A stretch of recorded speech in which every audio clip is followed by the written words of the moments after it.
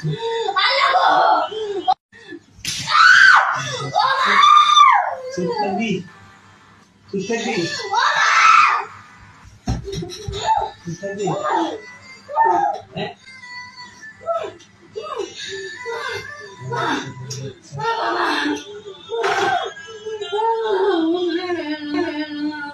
వీడియోలో కొడుతున్న వ్యక్తి పేరు అబ్దుల్.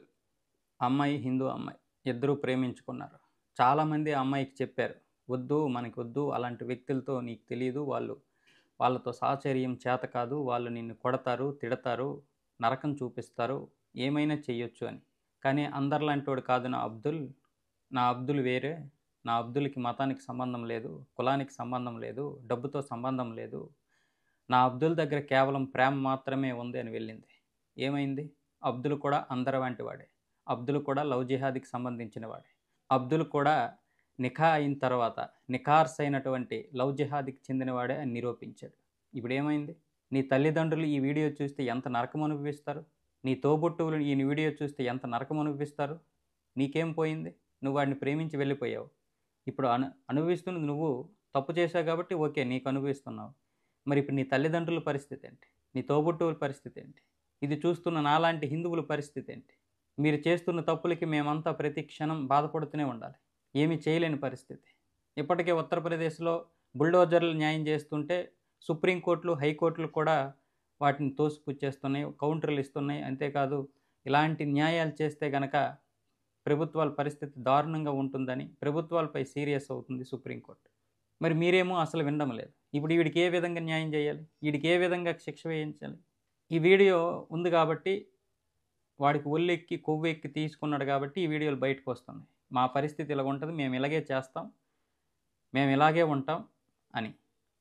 ఎంత జరిగినా కూడా చాలామందికి ఈ విషయాలు తెలియక మళ్ళీ వాడిని ఇంకొక అమ్మాయి ప్రేమిస్తూనే ఉంటుంది. లేదా ఆల్రెడీ ప్రేమించిందేమో, ఎవరికి తెలుసు? మీరేమో ఇష్టం వచ్చినట్లుగా ఎవరిని పడితే వాడిని ప్రేమించడం, తర్వాత ఏమో కన్నవారికి కడుపు కోత మిగల్చడం. ఇంతకు మించి చేసింది ఏం లేదు.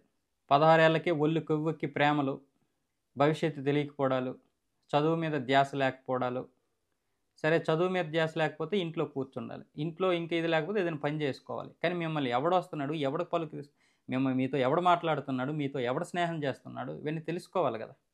ఇప్పుడేమొచ్చేసి హిందువులు ఇక్కడ చాలా దౌర్జన్యాలు చేసేస్తున్నారు గత 5-10 సంవత్సరాలుగా అని ఒకవైపు క్రిస్టియన్ సంస్థలు, మరోవైపు ముస్లిం సంస్థలు తీవ్రంగా హిందువులపై ఇలాంటి అబండాలు వేస్తుంటే చాలామంది నిజమే అనుకొని మోదీ వచ్చిన తర్వాత హిందువులు ఒక రాక్షసుల్లాగా తయారయ్యారు, మతోన్మాదుల్లాగా తయారయ్యారు అని బయట ప్రపంచం అనుకుంటుంది. నిజంగా ఇంకా దారుణం ఏంటంటే చాలామంది సెక్యులర్ హిందువులే అనుకుంటున్నారు.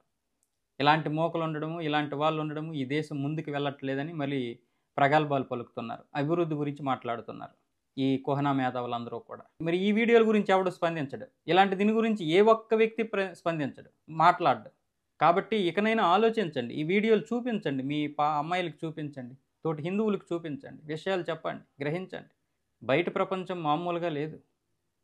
తిరుపతిలో ఈరోజు రోహింగ్యాలు వచ్చారంటే ఇంకా మొత్తం దేశం మొత్తం చుట్టేసినట్లే వాళ్ళు.